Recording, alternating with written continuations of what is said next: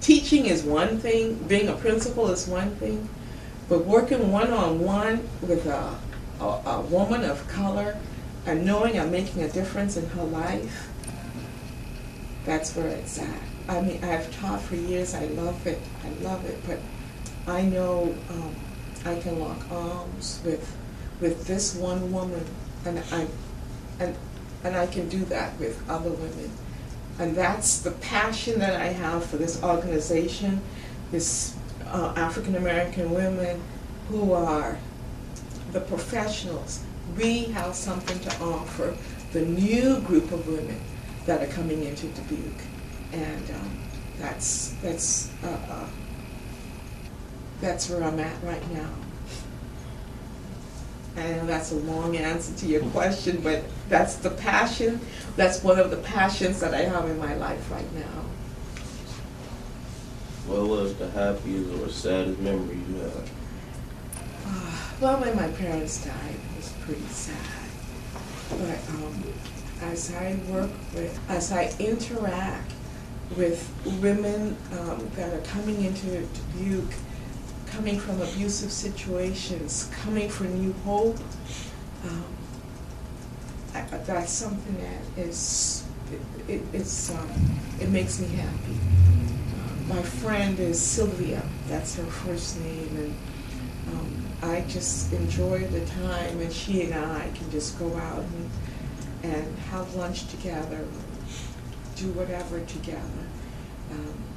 Just being her support makes me happy, makes me feel as though God has put me here for a purpose, because I know I'm making a difference in her life. I know I've made a difference in a lot of lives as I've taught. I've got ties from some of my students that are in their 30s, and they still call and what have you. That makes me happy, because I know I've touched their lives. So yeah, just working with people and seeing them change makes me happy. So it's not one event. I guess the event that made me sad was when my parents died. But working in conjunction with young lives and women of color who need help.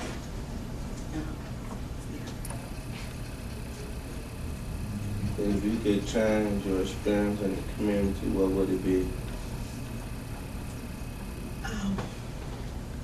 If I can get all of the black professional women in this community to lock arms around the new women of color that are coming into the community and help them,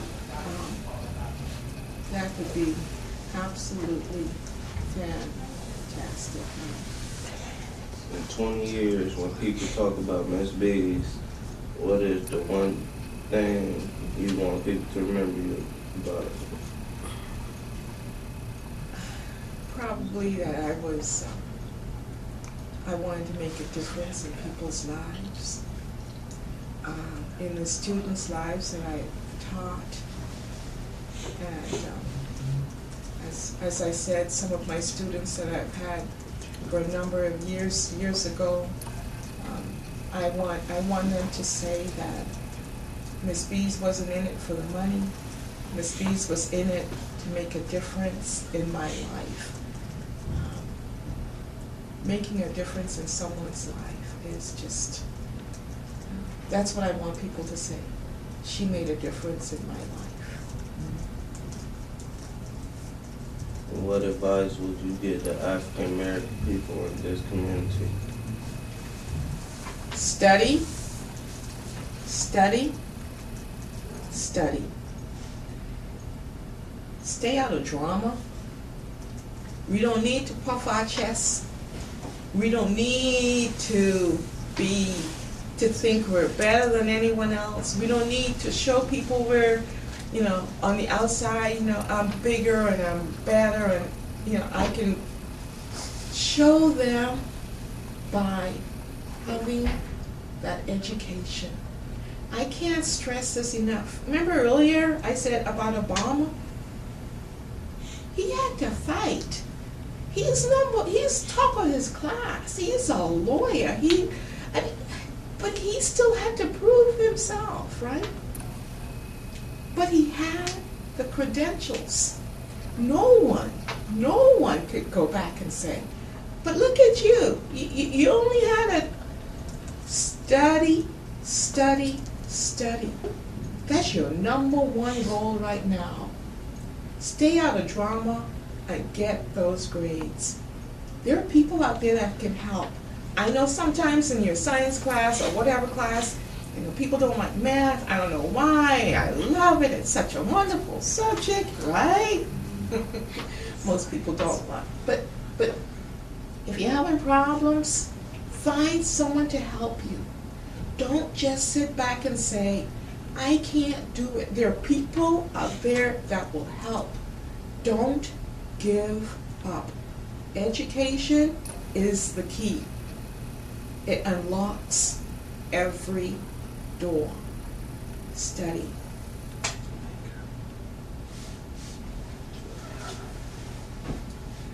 You've done a wonderful job, and I want to thank you so much for inviting me to your group. This has been great. Thank you.